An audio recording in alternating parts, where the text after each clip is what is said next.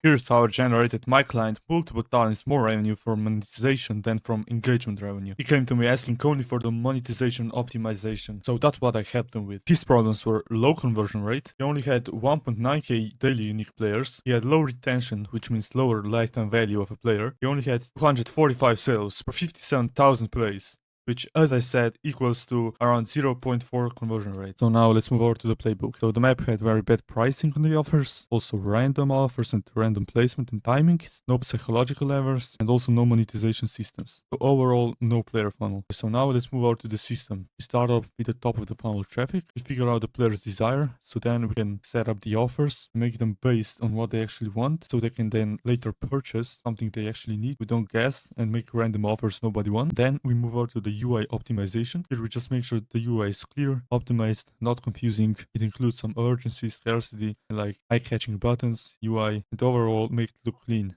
Because if the UI is confusing, then they're just gonna click off and the conversion rate is gonna lower. It's just a stupid waste of conversion rate, if you ask me. So make sure your UI is optimized. Then we move over to the offer architecture. Offer architecture means building the offer the right way. It's not only about making the offer clear, it's also about choosing what to sell, who it's for, and when to show it, and how it fits inside the map. In Fortnite maps, your customers are players, so every offer should match what the player is doing in the game. After we design the offers, we move over to pricing. So we made the middle priced offer look like a better fit. So we target the people, we make the people buy the second offer rather than the first lower ticket one, which is also gonna then increase the average order value. Then, after the price is done, we move over to value clarity. Here we make sure they see the value in what they buy, because when they see the value, they're more likely to buy from you, because you're not gonna buy something if you don't think like it's a steal. So here we just design everything to make sure they can see clear value in what you get. Then we also make sure the offer timing and positioning is correct. So for this client, we position the offer after a win and also like some part of the map after a certain level, and also like one in front of the base. So it's always visible. The one in front of the base is usually around 50 to 100 V-Bucks. So we get into the micro commitment ladder. So they make the first purchase, and then it's more likely they purchase again later into the map. And after like all the 4 core pillars are done, if we move over to the buying state, here we just like optimize every final detail like scarcity again. And now that we got them into the buying state, we just need to add some basic psychological levers and add my 4-layer monetization system to get that conversion, which leads to the first purchase. And the first purchase is what I call the micro commitment ladder. Basically getting them to purchase a small thing so they repeat the purchase the next time they load in. More likely they buy the next time if they already bought something. And from that first purchase, we also then identify the whales. The whales are the people who spend the most amount of money on your map. So because of that, we added like the really expensive offers of 1,500 V-Bucks so the whales could purchase them. Or there were only like 500 V-Buck offers and the whales couldn't spend the money if they want. So after in whale hunting, you just repeat the purchase using an upsell or a cross sell. Now that we went through the whole system, it generated us the 10x conversion, also the revenue. But I'm gonna go more specific on the numbers later in the video. Okay, so now let's move over to the monetization revenue offer types. So on the left, the map was making around $4 a day from monetization revenue. And the reason is simple, because like most of the offers were low ticket. 92% of players are being pushed towards a low ticket offer.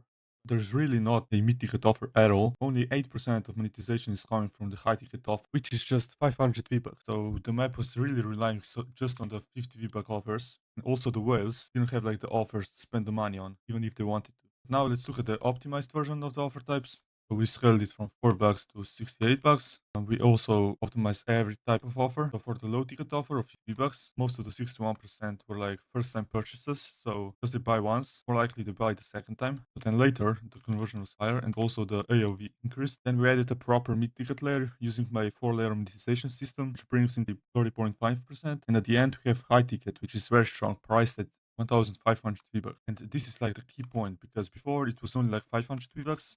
Now it's 1,500, 3x the increase in price. Because of that, the people who wanted to spend more, they were able to buy something. Again, increased our AOV and did it like more revenue. Got it from like 50 V-Bucks average order value, like 150 V-Bucks. So that's why it's important. But you don't just scale revenue by only selling cheap offers. You scale it by giving players a real path from low ticket then to high purchases to those who want to spend more. And that's just how you can 10x the revenue from the same player base.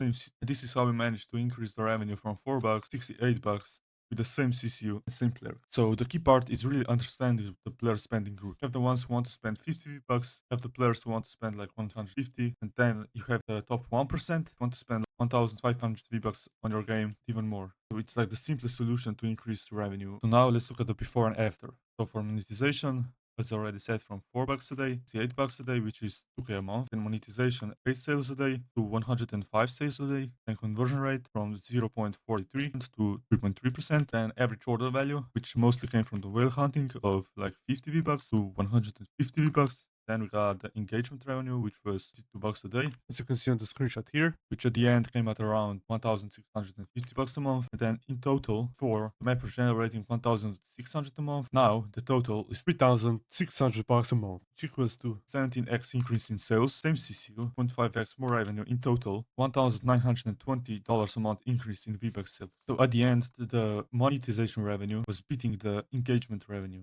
Now let's check the monetization results by itself. So again, 2K a month, 3.3% CVR, 17x more sales, higher LTV, means the lifetime value of the player, really important. Also, if they return the next day and then day 7, that's why at the start of the video, I was talking about retention impacts the LTV of the player. And of course, we generated more revenue without ruining the player experience. Now let's go over to the retention results. The higher retention again, because retention impacts LTV. The improvement of retention also impacts the map overall performance in terms of taps.